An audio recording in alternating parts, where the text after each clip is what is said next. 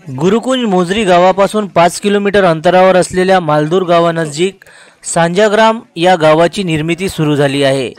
पीडित महिला, वृद्ध, 18 वर्षावरील अनाथ तरुण यांच्यासाठी दीर्घकाळ निवासाची व्यवस्था हे या सांजाग्रामच्या माध्यमातून केली जात आहे। पुरोगामी महाराष्ट्र राज्यात महिलांवर, मुलींवर होणारे अन्याय, अत्याचार, कौटुंबिक कलह, मारहाण, तिची होणारी हेळसांड या गोष्टी सातत्याने घडत असतात। अत्याचारग्रस्त पीडित महिलाकडे पाहण्याचा समाजाचा दृष्टिकोन आजही बदललेला नाही। अन्यायग्रस्त महिला, मुली आजही कुचंबनेचं जीवन जगत आहे। कारण अनेकदा अशा पीडित महिला, मुलींना रक्ताचे नातेवाईकही दूर सारतात। पण या पीडित महिलांसाठी समर्पण ही सामाजिक संस्था 2008 पासून कार्य करत आहे। अमरावतीच्या गुरुकुंज मोझरी गावापासून 5 किलोमीटर अंतरावर असलेल्या मालदूर गावानजीक सांजाग्राम या गावाची निर्मिती सुरू झाली आहे।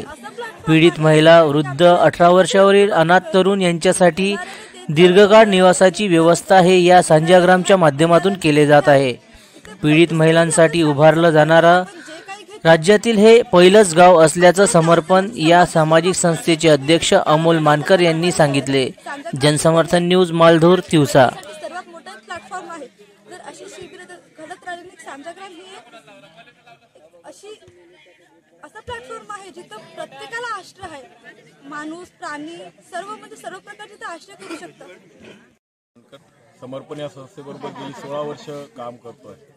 समर्पण ही संस्था महिलांसाठी, महिलांच्या समस्यावर महाराष्ट्र आणि काही राज्यांमध्ये काम करते। काम करत असताना लक्षात आलं की एकत्र जगण्याने सगळे प्रश्न सुटू शकतात। याच युक्तीला घेऊन आम्ही सांजाग्राम या गावाच्या निर्मितीला प्रयत्न सुरू केले आणि गुरुकुंज वंदनीय राष्ट्रसंत तुकडोजी महाराज यांच्या मोझरी नजीक मालदूर गावाजवळ 6 एकर जमीन लोकसभागातून घेऊन या ठिकाणी सांजाग्राम नावाच्या गाव निर्मितीला सुरुवात केली की जिथे एकत्र स्वरूपात महिला, बालक, वृद्ध, मनोरुग्ण महिला हे एकत्र राहतील आणि यांच्या समस्या सुतरण होईपर्यंत इथे राहून पुढे आयुष्याचा सकारात्मक विचार करतील। त्याचसोबत समाजात संवेदनशील तरुण, जागरूक नागरिक तयार होणं गरजेचं आहे। हा समाज सुदृढ होण्याकरता संवेदनशील मनाचे लोक तयार होणं गरजेचे आहे। यासाठी समर्पण अनेक युथ ऍक्टिव्हिटी राबवतो। त्यातलाच एक सांजाग्राम मैत्री शिबिर हे आता हल्ली 20 डिसेंबर ते आज 25 डिसेंबर पर्यंत सांजाग्राम मैत्री शिबिर पर्व 8वे हे होतं। आता हल्ली त्याचा समाप्ती कार्यक्रम झाला आणि आपण बघता आहात की इथे सगळे भावविवश झालेले, सगळे रडत आहेत, दायमुकलून मुलं मुली रडत आहेत। याचं कारण हे की आता त्यांना प्रश्न निर्माण होतील की जर 7 दिवसामध्ये यांच्यामध्ये एवढं भावनिक नातं, एवढं मैत्रीचं नातं घट्ट होतं तर मग परिवारामध्ये काय होतं की आपला बाप सुद्धा वृद्धाश्रमामध्ये सोडला जातं। तर असे अनेक प्रश्न घेऊन इथून जातील की 7 दिवसात असं काय झालं आणि याच प्रश्नाचे उत्तर शोधण्यासाठी पुढे धडपडतील। धन्यवाद। महाराष्ट्रभरातून आलेल्या ह्या 140 मित्रांसोबत गेल्या 5 दिवसात आम्ही समाजाची परिस्थिती, सामाजिक परिस्थिती काय आहे, समस्या काय आहेत, समर्पण काय काम करते, सांजाग्राम कशासाठी उभे राहते आणि चरित्र निर्माण हे का महत्त्वाचं आहे या गोष्टी आम्ही शिकलो।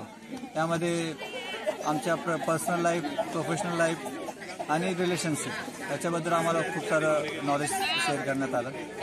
जितकेही व्याख्याते आले त्यांनी त्यांचा प्रवास, त्यांचे अनुभव आम्हाला सांगितले, ज्यातून आमचा पुढचा प्रवास खूपच